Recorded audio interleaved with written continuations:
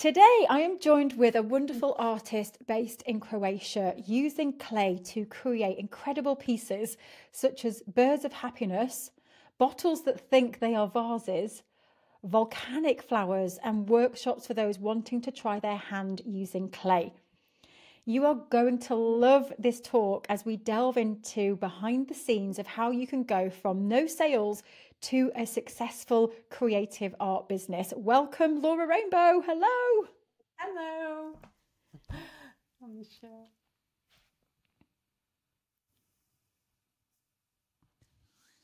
Hey there. So, this is an incredible journey that you have been on. I can't wait to dive into this because you've been on TV, you've had sellout workshops, you've selling your art. Let's get stuck in. Where did this start for you? Like, when did you start making art? It Making art, making something out of clay started just by an incident, by an accident, when a friend who has applied to go to a course took me with her, and I just loved it. And I started, and I didn't think it's going to turn into a business or that I will do it for any length of time. And I had kept it as a hobby for quite a few years. And then 3 years ago, I decided to turn it into business. And I moved in the studio and I got a web shop and started courses and workshops. And it just kind of happened.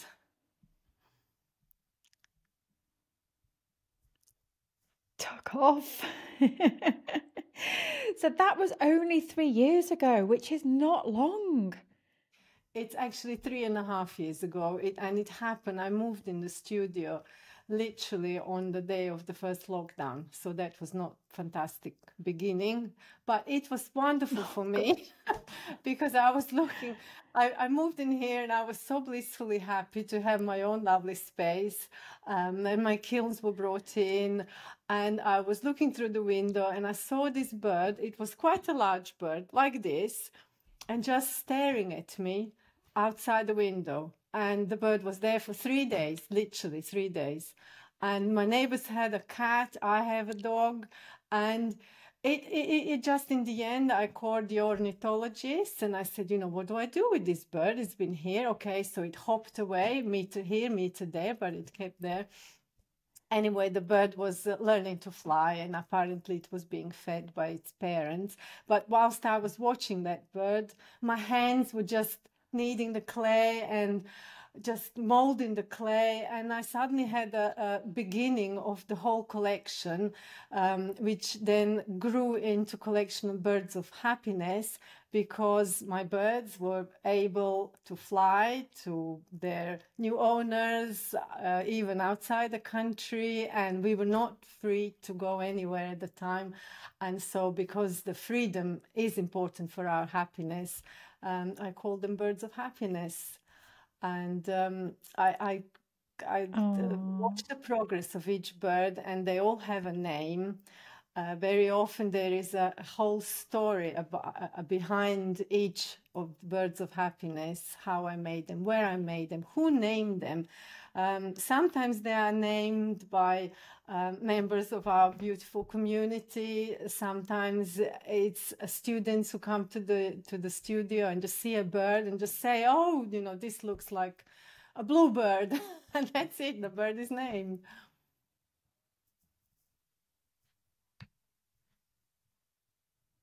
Oh, I love that.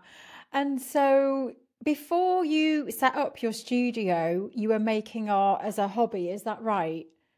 I trained as a teacher, primary school teacher, but I never worked in a school. And I went to Mm-hmm. England as an au pair, and then met my husband and got married and stayed in England. And this is why my surname is Rainbow.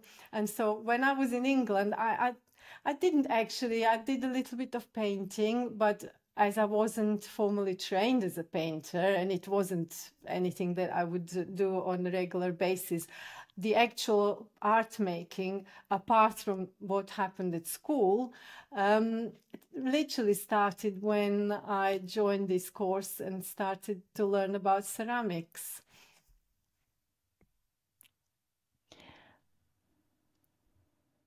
And what was it that drew you to clay in particular? Was there a starting point where you were introduced to clay? Was it through a course or how did you discover it?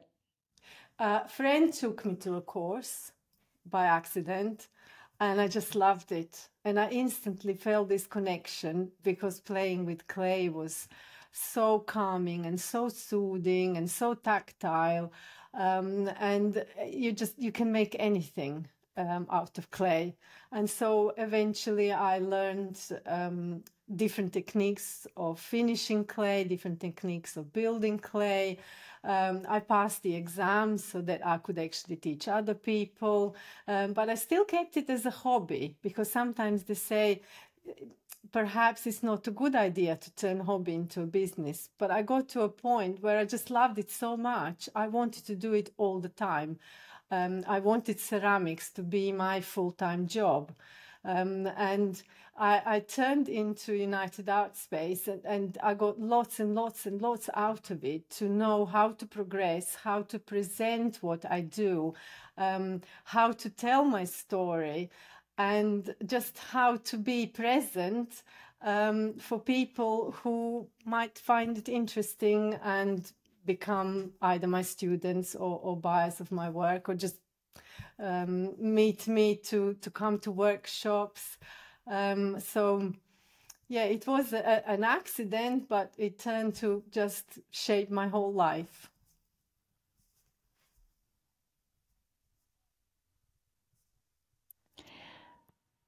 And when you found United Art Space, was that just when you'd moved into your studio? So you were kind of putting on the radar that I want to make this a business. And then was that the time that you found us?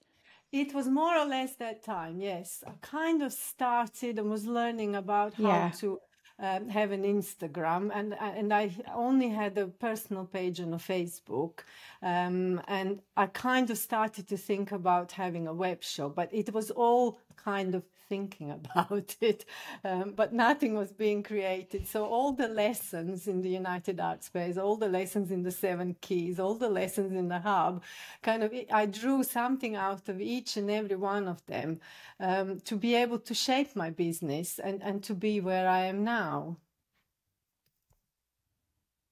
Yeah. And so when you met us, you weren't selling, you didn't really have workshops, it was a new idea. And now you have, oh my gosh, well, it's crazy, isn't it? Just talk us through what's been happening for you in the last 6 months, 12 months. In the last 6 months or 12 months, it would take a long time. But if I go back to the very beginning, what I found really invaluable, the very first lesson in the Seven Keys, the mindset, to actually have the Hmm. courage to show what I have made, to present piece of myself, because when an artist makes something, we all put lots, as you know, we all put a piece of ourselves in our work, and to present it to somebody for their judgment, and open ourselves for maybe a rejection, it takes kind of a leap of faith.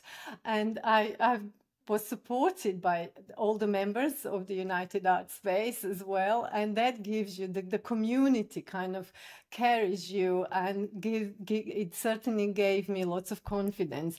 So that first summer on the coast, when my yoga teacher said, "Oh, let's have a workshop," this was my first workshop. It was literally on the terrace of my house. It was for the people I knew, but I would have said no had I not had already started working on my mindset. And this was the start. And I said, okay, I enjoy this. I can do it. I have something to offer. And then I started to think, okay, so I need perhaps a space in town, because still my mindset was saying, no, Laura, you can't actually have courses or workshops in your studio because your studio is far off the center of the town. You know, this kind of limiting belief that we tell ourselves. But when I started to have workshops in town and they were successful, I thought this is so hard, you know, 25 kilos of clay to take to town. It's physically exhausting. There is nowhere to park. Anyway, I was still working on my mindset and I thought, okay, let's extend my studio. And behind me is another part of the studio where I run courses. And I decided to start courses here. And I couldn't believe it, but yes, people came from all over the town, you know, drove for an hour, got on the buses, went by taxis. If somebody wants to do something, if they are drawn to it, it's not going to stop them, the fact that studio is somewhere else. And people need this this expression of themselves through art, through making something. Nowadays, people, as we all know, we're all glued to our screens at work and our leisure time. And so to actually have something to do with our hands is a magnet for many. And so I overcame this mindset that my studio is too far, and the courses started. And then, of course, television started to be interested. So I gave a few interviews. They came here to film me. Then I was invited to a couple of radio programs. And it's, you know, it's just now whenever there is a festival of ceramics in Croatia, I get an invite and kind of, I think everybody is invited. And when I talk about it, I see that other ceramicists actually don't know, you know, they haven't been invited. They don't know about it. So it's, I discovered that I love raku firing. And I'm very, very fortunate that actually my studio is in the countryside, not far from the town, but the countryside. And so I can do raku firing in my garden. And those who are familiar with raku firing, it involves lots of fire, lots of smoke, and unpredictable results. So this unpredictability is just a challenge for me. I love it. And so having a studio where it is, in fact, turned out to be a great advantage because I can say, come to the countryside. Sometimes we have workshops outside, and it's beautiful just to something that I wouldn't be able to do if I was in the center. And this was my mindset. This was kind of something that certainly changed with the help of United Art Space and all the courses that I went through. Oh my gosh, that's such a great example to other people of how we can predict the future and we can create stories in our mind that no one would buy this because it's too realistic. No one's going to come to my workshop because it's too far away. No one's going to do this. So there's no point. And that is such a great example of how we have to get out our own way and try things, because sometimes what our perception is just not the truth. And that is incredible how you had in your head that it would be too far away, but actually it's a benefit because people feel like they're escaping.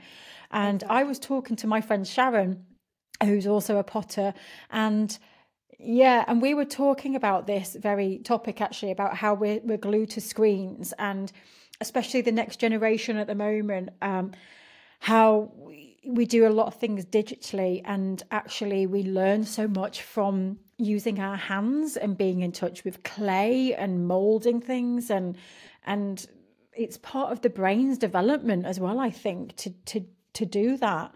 So it is so important what you're doing and what you're sharing.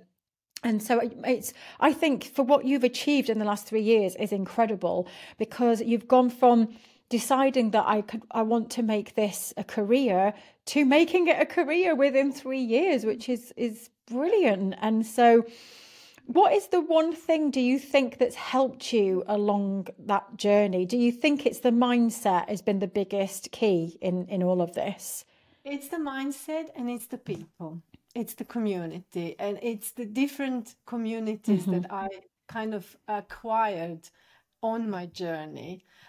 One of them, of course, the first one is United Art Space community, from which there is my little group of Croatian artists who were also members of the hub. And so now this is turned into a support, real life support of people who live in Croatia. And as you know, we sometimes meet and we create together. And then, of course, other ceramicists, some of whom I have known before.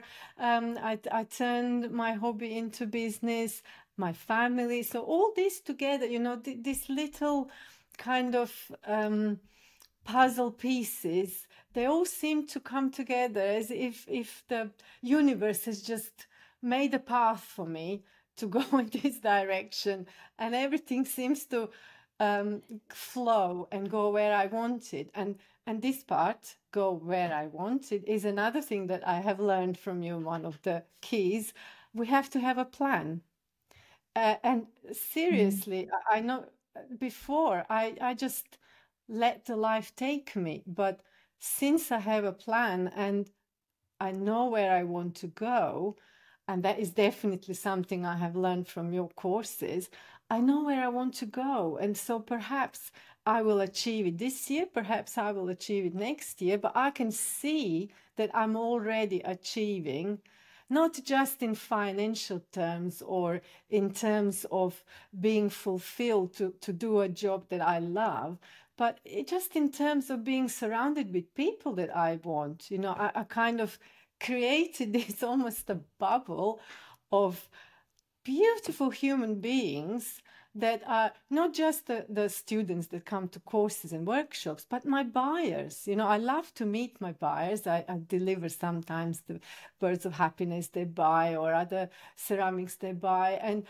I thought, I know what is one thing that is for all of my buyers, one thing in common is they all have twinkle in their eye. You know, they're all kind of people who are just love to live and open just for their hearts are open. And this is the kind of people I want to sell my things to.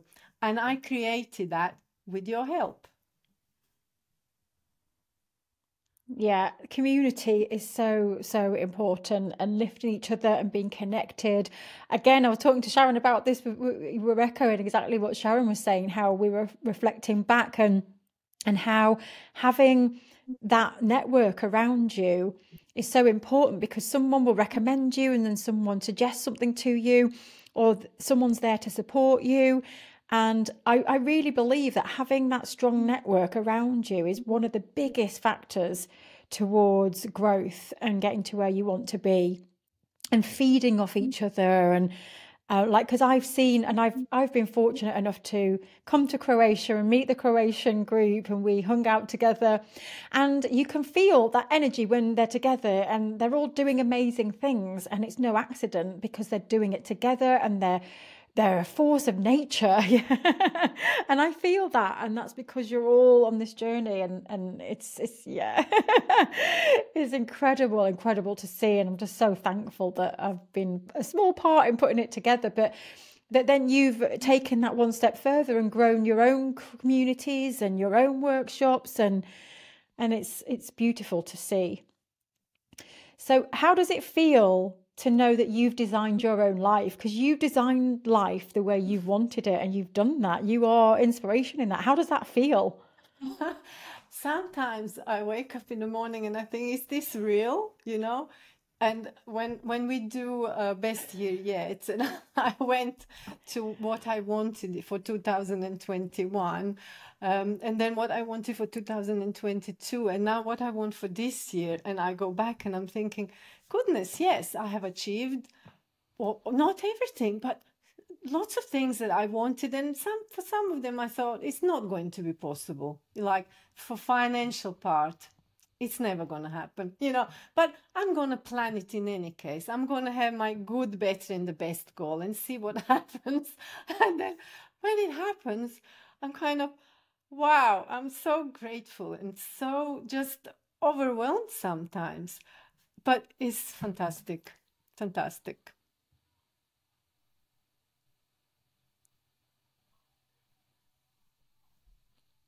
Oh, I love that. And do you have any advice for anybody who's listening, who is maybe at that stage of, I want to make this a career, and they just don't know what to do, what steps to take? Do you have any advice for anyone listening? Well, yeah, first of all, open your heart and follow your dreams. That, we have to follow our passions, whatever they are. That's the only way to have a fulfilled life, to not to prove anybody else, or not even to prove ourselves that we can do something, but just live the life we want and not be scared. And if that means taking a course somewhere or joining a group somewhere, yeah, be open for it. And sometimes we have to persevere. And yes, there are times when I personally, I can only speak from my own experience, where I would still be in the studio at 2 o'clock in the morning and drag myself to bed, hardly thinking, oh, tomorrow at 12 o'clock, I have another workshop. But that's what I like doing. And when you do what you like doing, what you love doing, then everything is easier. So just follow your passions.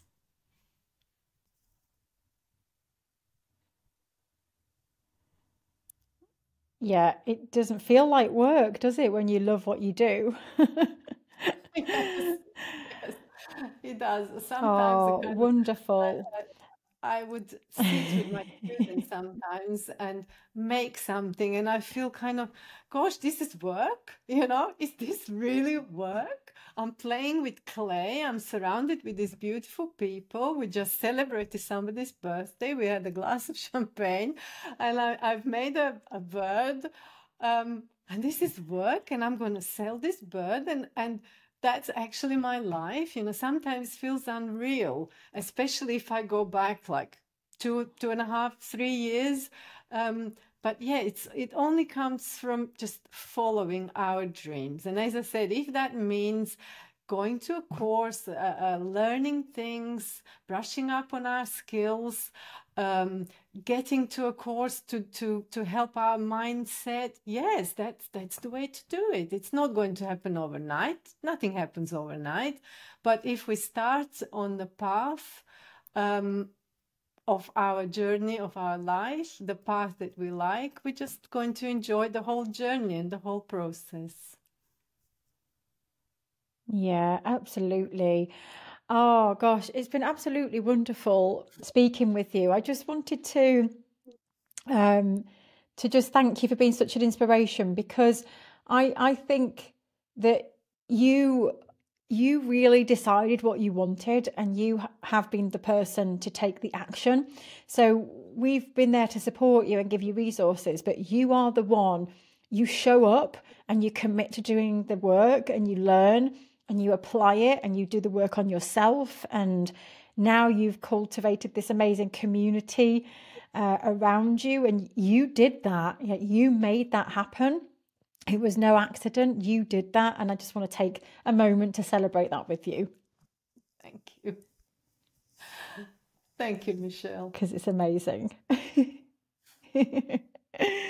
Oh, thank you so much for sharing your words of wisdom with us. It's amazing to have you inside our community. It's always a pleasure to meet up with you, Laura. And thank you to everyone tuning in. We'll put the links below if you want to go and find Laura and check out the Birds of Happiness and other work that Laura creates. We'll put the links below. And if you are in Croatia, you can maybe go and check out Laura's workshop too. Thank you so much. Take care. Bye-bye. Bye.